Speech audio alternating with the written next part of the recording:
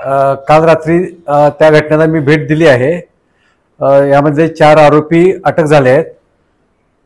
जो मयत मुलगा आहे त्याच्या वडिलांच्या तक्रारीनुसार गुन्हा दाखल झाला आहे। त्यात त्यांनी जी नावं नमूद केली आहेत त्यापैकी आपण एकूण 9 आरोपींचे नावं निष्पन्न केले आहेत। त्यापैकी 4 आरोपींना अटक केली आहे। बाकी मयताचे कुटुंबीय आणि काही त्याचे मित्रांचा इतरांचे अजूनही काही आरोप आहेत। त्या अनुषंगाने आम्ही तपास करू। त्यांना आम्ही सांगितलं आहे की शांतता राखण्याबाबत आवाहन केलं आहे आणि तुमचं जे काही तक्रारी असतील, जे काही आरोप असतील त्याबाबत तुम्ही आम्हाला लेखी द्या। त्यांचं स्टेटमेंट घेऊ, त्याची शहानिशा केली जाईल आणि आरोपींच्यावर कारवाई केली जाईल। कुठल्याही परिस्थितीमध्ये कोणत्याही आरोपीला किंवा गुन्हेगाराला वाचवण्याचा किंवा याचा काही संबंध नाही। परंतु त्याचबरोबर कुठलंही खोटनाटं आरोप केले तर ते शहानिशा केल्याशिवाय कारवाई केली जाणार नाही असं त्यांना आम्ही सांगितलं आहे स्पष्ट। आणि आम्ही या ठिकाणी जागेवर जामनेर या ठिकाणी आमचे SP ॲडिशनल SP आहेत।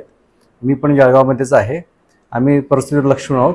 मला खात्री आहे की आपल्या माध्यमातून आणि नागरिकांच्या सहकार्यातून हे अंत्यविधीवर सर्व शांततेत होऊन जाईल।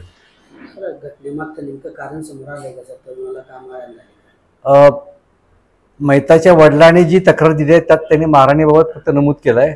त्याचं कारण आणि बाकीच्या गोष्टीचा आम्ही तपासात शोध घेत आहोत। परिस्थिती कशी आहे? परिस्थिती शांत आहे। सर त्याचं PM जे आहे ते ऑन कॅमेरा झालेलं आहे का आणि परिवाराला त्याची डेड बॉडी देण्यात आली? बरोबर दिले?